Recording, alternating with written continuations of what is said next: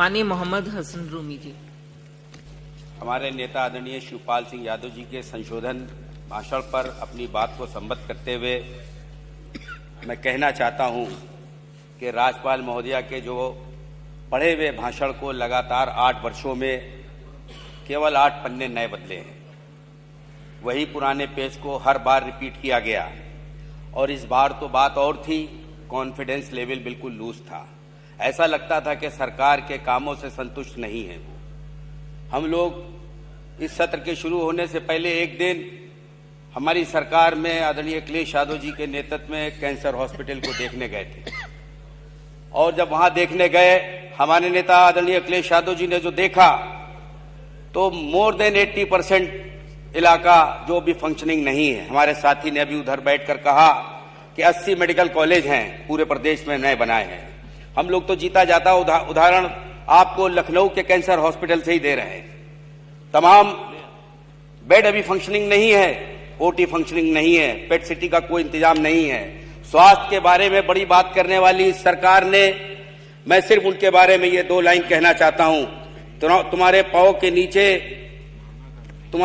के नीचे कोई जमीन नहीं है। कमाल ये है कि फिर भी तुम्हें यकीन नहीं है। मैं इस सरकार के इस रवैये से बड़ा हैरान और परेशान हूं कि बांटो और राज करो के स्टाइल से जिस तरीके से प्रदेश के अंदर स्वास्थ्य की सेवाओं को ठप किया है, तमाम जनहित की योजनाओं को ठप किया है। मैं जिस विधानसभा से आता हूं उस विधानसभा में स्वरोजगार की बातें बहुत कही गई, ग्राउंड सेरेमनी की भी बातें बहुत कही गई। हमारा शहर कानपुर चमड़ा उद्योग के लिए विश्वविख्यात है। हमारे शहर में one nation one district one product की कोई बात सामने नहीं आई।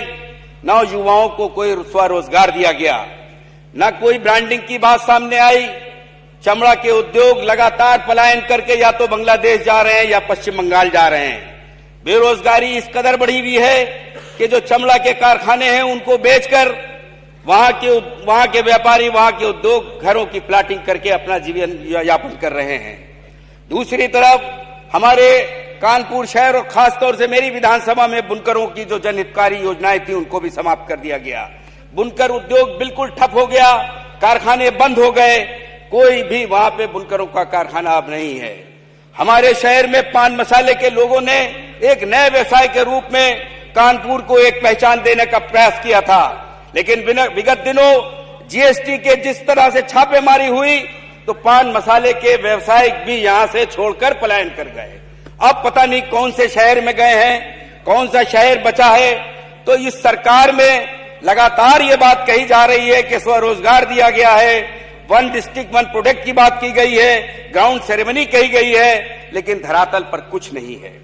हम जिस विधानसभा से आते हैं उस विधानसभा में मैं 2022 से लगातार एक जलाशय को चालू करने के नियम 51 के कई सवाल लगाए और उसका असर यह हुआ कि 70% काम होने के बाद विभाग ने हाथ खड़े कर लिए और आज तक वो जलाशय चालू नहीं है। सरकार का पैसा पानी में जा रहा है।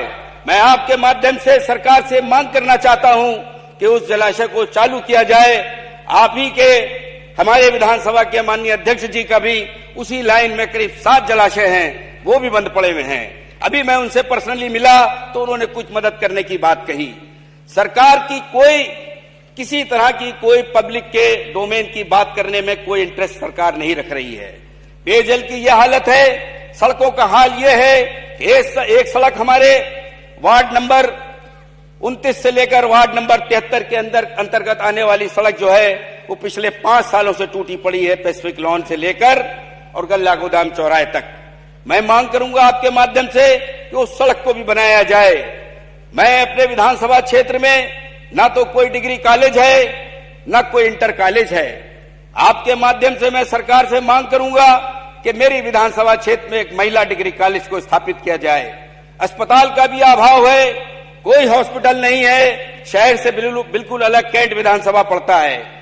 मैं आपके माध्यम से सरकार से मांग करूंगा, हमारे इलाके में एक भार्गव हॉस्पिटल था जो बंद पड़ा, उसकी बिल्डिंग मैंने कई बार कहा उसी को बनाकर अगर ये बना दिया जाए तो वहां के तमाम लोगों को उसका लाभ मिलेगा। मैं आपकी सरकार के माध्यम से ये सारी मांग इसलिए कर रहा हूं कि सरकार ने हमेशा बड़े बड़े दावे किए हैं। अंत में मेरे क्षेत्र में, क्योंकि इस सरकार ने, भारतीय जनता पार्टी की सरकार ने लगातार देश के सैनिकों के बारे में बड़ी बात कही है। हमारे इलाके के श्यामनगर के कैप्टन सुधीर पिछले जनवरी में शहीद हो गए हैं।